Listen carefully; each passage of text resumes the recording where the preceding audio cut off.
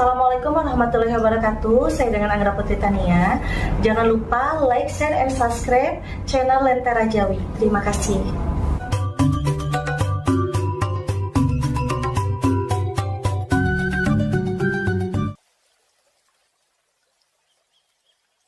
Khajuraho adalah kota kuno di wilayah Madhya Pradesh di India Utara. Dari abad ke-10 hingga ke-12 Masehi, kota ini menjadi ibu kota Raja-Raja Chandela yang memerintah Bundelkhand. Meski memiliki reputasi besar sebagai pusat budaya yang penting, tidak ada bangunan non-religius yang bertahan. Tulis Mark Cartwright di laman World History Encyclopedia. Namun keberadaan 85 candi Hindu dan Jain menjadikannya salah satu situs sejarah paling signifikan di India saat ini. Sebanyak 22 dari candi Hindu dan Jain tadi masih terpelihara dengan baik. Sejarawan Muslim Abu Rihan Al-Biruni menjulukinya sebagai kota para dewa. Khajuraho yang terdaftar oleh UNESCO sebagai situs warisan dunia, dikenal akan candi dengan relief yang menampilkan adegan dewasa. Meski demikian, Khajuraho lebih dari sekadar candi yang menampilkan adegan dewasa belaka. Khajuraho merupakan kota bersejarah yang berada di negara bagian Madhya Pradesh Utara, India Tengah. Ini adalah situs wisata dan arkeologi terkenal yang dikenal dengan kuil pahatannya yang didedikasikan untuk Dewa Siwa, Wisnu, dan Jaina. Dari abad ke-9 hingga abad ke-11, Raja-Raja Chandela mengembangkan wilayah yang luas yang diberi nama Jejakabukti, Jijoti. Pada puncaknya, Jejakabukti mencakup hampir semua wilayah yang sekarang menjadi negara bagian Madhya Pradesh, berpusat di wilayah bersejarah Bundelkhand. Ibu kota aslinya membentang seluas sekitar 21 km persegi dan memiliki sekitar 85 kuil. Semuanya dibangun oleh penguasa berturut-turut dari sekitar tahun 950 hingga 1050.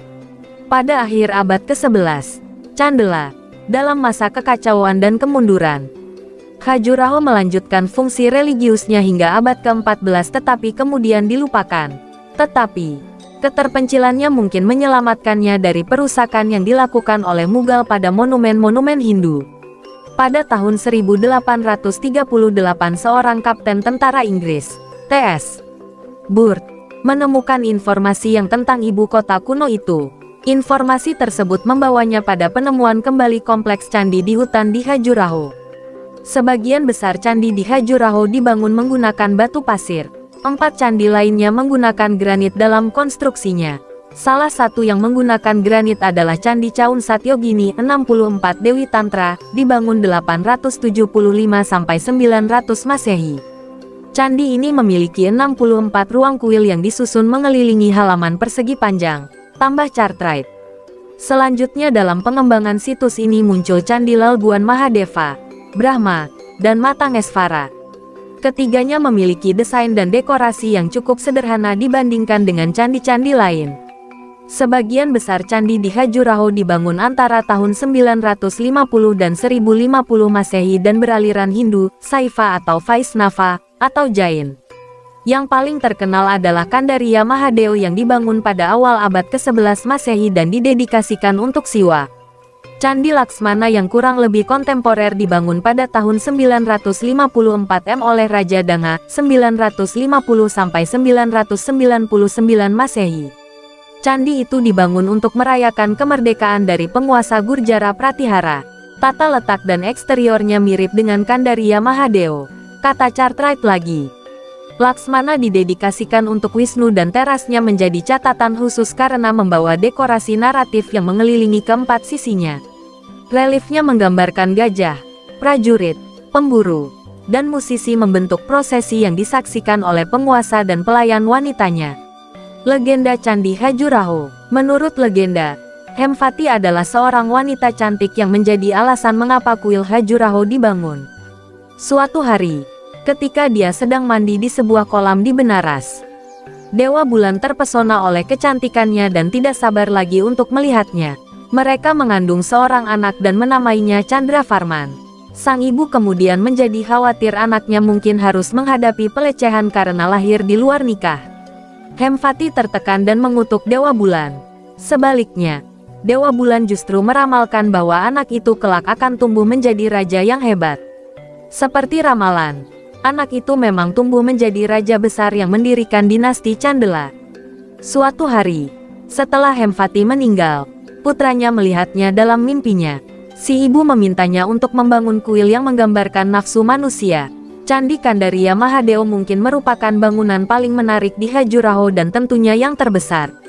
Dibangun sekitar tahun 1025 Masehi pada masa pemerintahan Vidyadhara, memerintah tahun 1004 sampai tahun 1035 M.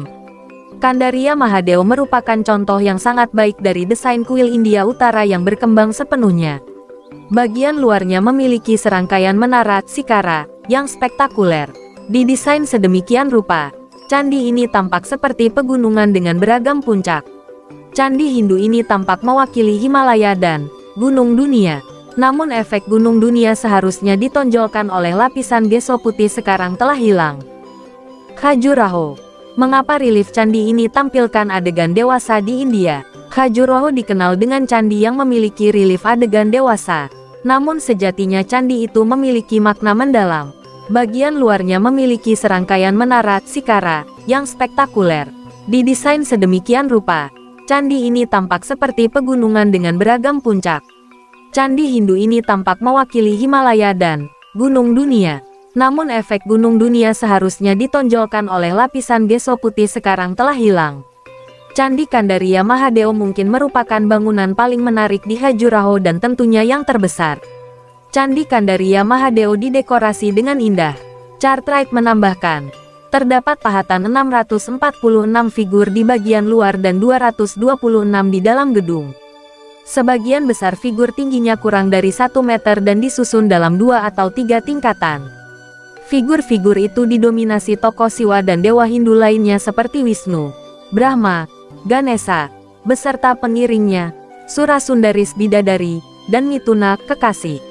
Patung-patungnya mencakup adegan-adegan dewasa, terutama di dinding selatan Antarala. Dinding itu diukir dengan relief tinggi dengan sosok-sosok yang digambarkan dalam berbagai pose seks yang akrobatik. Alih-alih adegan melanggar etika, relief itu mewakili gambaran kesuburan dan kebahagiaan. Relief ini dianggap menguntungkan dan melindungi. Dikatakan bahwa Mahatma Gandhi menganggap pahatan di kuil Khajuraho sangat mengecewakan. Tulis Pancali Dey di laman Times of India. Ia membujuk pendukungnya untuk mengikis dinding kuil hingga bersih dari penggambaran budaya India yang memalukan dan tidak senonoh. Untungnya rencana itu tidak berhasil dan Candi Khajuraho masih berdiri tegak hingga kini. Sebagian orang mungkin menganggap relief di kuil Khajuraho sebagai adegan yang tidak pantas disaksikan, dan bagi sebagian orang mungkin sangat mengganggu. Bisa jadi, sebagian besar orang melewatkan poin terpenting yakni tujuan dasar pembangunan candi-candi tersebut. Situs warisan dunia UNESCO ini jauh dari representasi kecil dari Kama Sutra, kata Dey. Candi-candi di sini sebenarnya menggambarkan gagasan kehidupan yang melibatkan benda-benda estetis untuk menciptakan sesuatu yang inspiratif. Menariknya, hanya 10% ukiran di kompleks candi yang menggambarkan tema seksual. Relief lainnya menggambarkan kehidupan sehari-hari orang biasa yang ada pada masa itu.